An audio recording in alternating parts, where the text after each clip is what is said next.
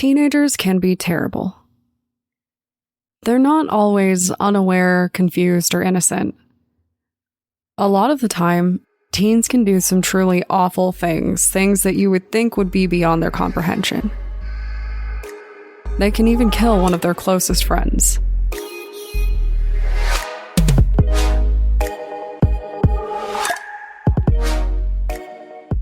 My name is Brienne, and I'm the host and creator of Among the Dirt and Trees, a show where we explore true crime cases that occur out in nature. In today's episode, we're going to continue discussing the murder of Michele Missy Avila. This is part 2 of her story, so if you haven't heard part 1, go back and check it out.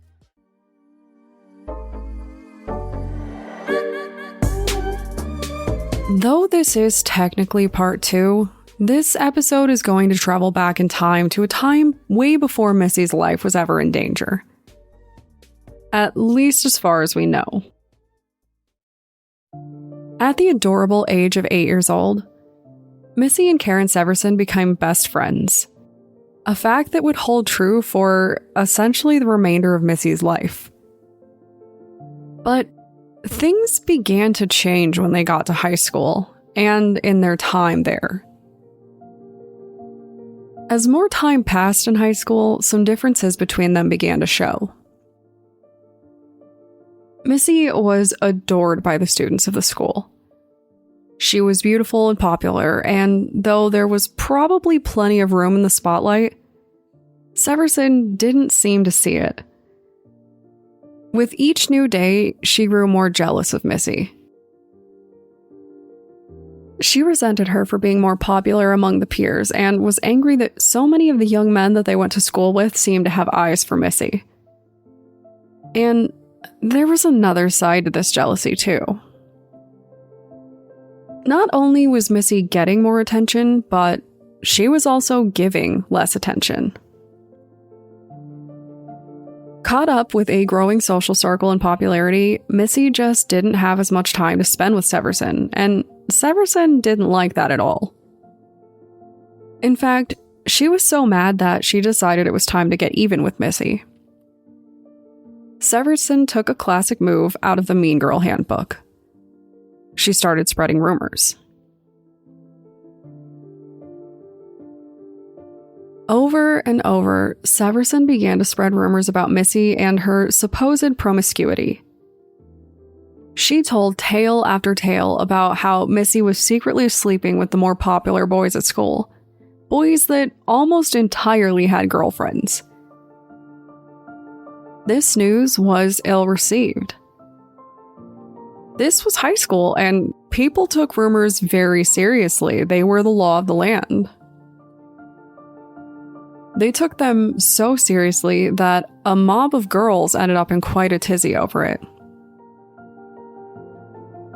Rumors of Missy sleeping with their boyfriends reached them, so they all decided to confront Missy and actually beat her up for it. Severson's behaviors continued to escalate as the school years passed by.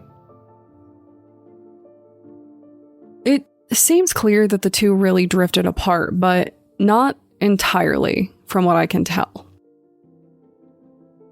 At some point, Missy began dating Randy, the same young man that Severson would later claim had pulled Missy into his lap. But this was before any of that.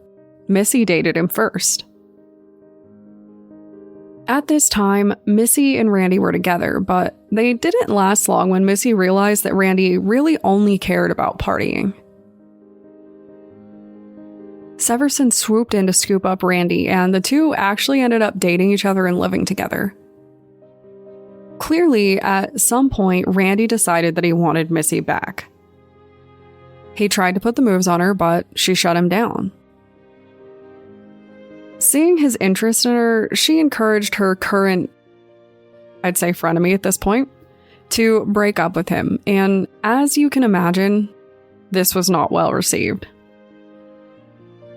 Missy and Severson officially stopped talking a couple of weeks before Missy was murdered, but that didn't stop them from getting into a fight.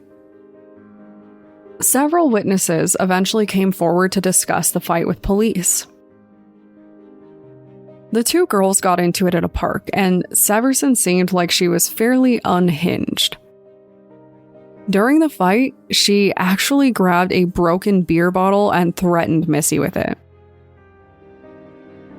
She didn't stab her, maybe because there were witnesses since it clearly wasn't a moral hang-up for her, but she did charge her. Severson shoved Missy and apparently slapped her. After everything was said and done, the two girls separated. This was 10 days before Missy's death. And that brings us to the day in question.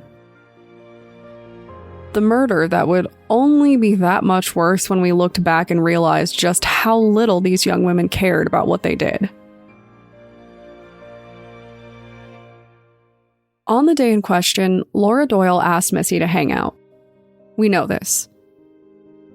What no one knew at the time was why they were going to hang out. If you ask me, it was probably a part of a big plan to kill Missy, but the courts would ultimately disagree, so take that for what you will. Regardless of whether or not they had plans to kill Missy, they did decide to trick her into heading out into the forest with them. The two girls led her out into the forest near the creek, and then they unleashed on her. They screamed at her for being a terrible person and for the countless accusations about her sexual history. They yelled at her for being with boys that Severson herself had made up the rumors about. Then they turned, accusing Missy of seducing their boyfriends and hooking up with them. They basically blamed her for problems all throughout their high school, stating that she had destroyed too many relationships and that enough was finally enough. Now, I don't know if you've ever been face to face with someone who is so clearly out of touch with reality that they can't be reasoned with. If you haven't, I hope you never do. But it can be an impossible situation. When people work themselves up into a frenzy, the truth ceases to matter. There is only the world that they have in their minds, and if you're the villain in that story, no amount of explanation will calm them. And I have to assume that is how Missy felt trying to plead her case to these two rabid teenage girls. But it didn't work, and Missy was overpowered. Her two friends held her down in the water until she drowned. They cut off her hair, and then together they carried a 100-pound log and dropped it on top of her.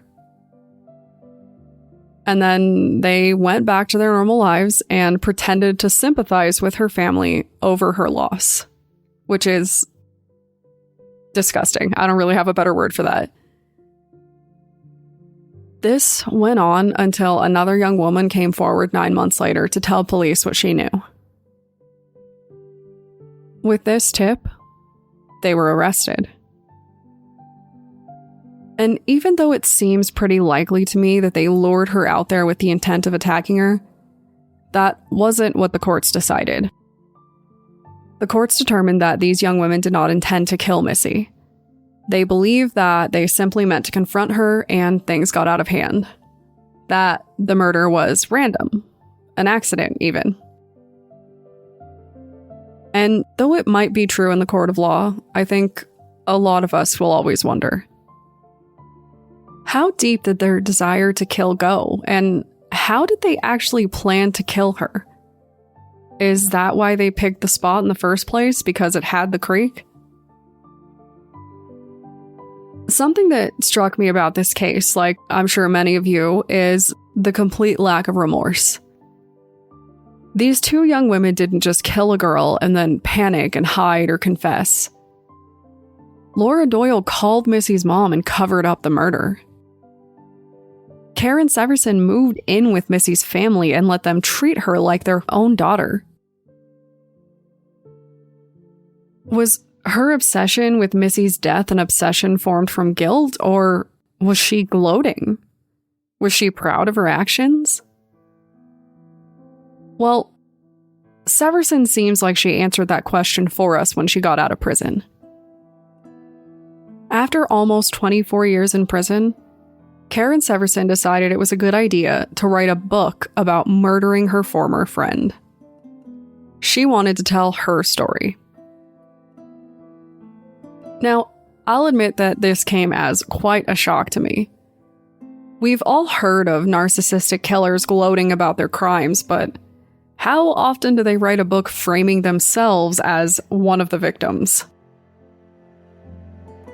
Well, in her book, which I won't even deign to name, but it is only a quick Google search away, she certainly got a lot of attention.